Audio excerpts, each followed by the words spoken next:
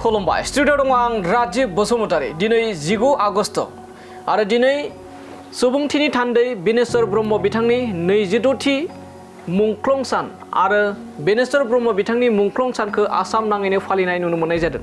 बेजों लोगोसे बिटिसि सरकार आरो BKWSC बिथांमोनाबो बिनेश्वर ब्रह्म बिथांनि मुंख्लं सानखौ फालिनायखौ नुनो मोननाय जादों आरो दिनैनि समावनो बिनेश्वर ब्रह्म बिथाङा सुथुरनि आखायाव मुंख्लं जानो गोनां जादोंमोन। दिनै 26थि सुबुंथिनि थान्दै मुंख्लं बिनेश्वर ब्रह्मनि मुंख्लं सान।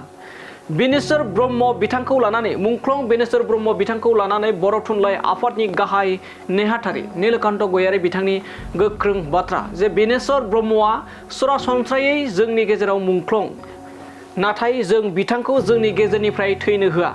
बिथांनि मुंखौ मुलुगावनो फोथांना लाखिनो नाजागोन आरो खामानि मावगोन होननानै मिरु बर' थुनलाइ आफादनि गाहाय नेहाथारि नीलकान्त गयारी बिथाङा बे गोख्रों बाथ्राखौ फोरमायो। दानिया फैदो बिदिब्ला बर' हारिनि थाखाय बर' राव थुनलाइ आफादनि थाखाय माबोरै गोख्रों खामानि मावनानै गावनि जिउखौनो मुंख्लं खालामना लानो गोनां जादोंमोन बेखौ लानानै मिरु बर' थुनलाइ आफादनि गाहाय नेहाथारि নীলকান্ত গয়াৰী বিথাঙা মা ফৰমাই বিথাংफ्राय जों आबुङै खोनासंना लादोनि।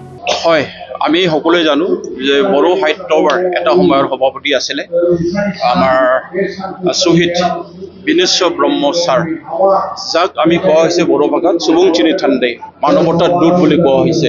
তেখেতৰ আজি 26তম মৃত্যু বাৰ্ষিকী দিৱস আৰু এই মৃত্যুক আমি সহজভাৱে ল'ব পৰা নাই, নলওঁ। কিয়নো এটা সময়ত আমাৰ বড়ো সমাজৰ মাজত ভুল বুজাবুজিৰ কাৰণে তেখেতৰ যিটো আদৰ্শ, তেখেতে যিটো চিন্তা কৰে, তেখেতৰ যিবিলাক কাম কাজ কৰা, তেওঁ আচলতে বড়ো জাতিৰ কাৰণে কৰিছিলে, কিন্তু সেইটো সময়ত মানে কিছুমানে ভুল বুজি পেলাই তেখেতক মানে শ্বহীদ কৰা হ'ল।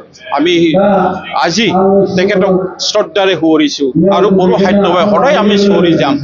বিনেশ্বৰ ব্ৰহ্মক আমি হয়, তেওঁ শাৰীৰিকভাৱে মৃত্যু হৈছে, কিন্তু তেখেতক আমি মৃত্যু হ'বলৈ নিদিওঁ। তেখেতৰ নাম আমি পৃথিৱীত ৰাখিবলৈ চেষ্টা কৰিম বড়ো সাহিত্য সভাই, আৰু সেইটো কাৰণে আজি ইয়াত তেখেতৰ 26তম যিটো নেকি শ্বহীদ দিৱসৰ দিনা বড়ো সাহিত্য সভাৰ পতাকা উত্তোলন কৰা হৈছে।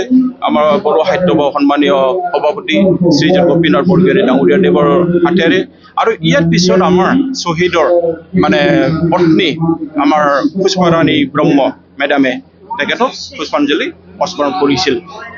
পিছত মই আপোনালোকক দিম, কাইণ্ডলি প্লিজ।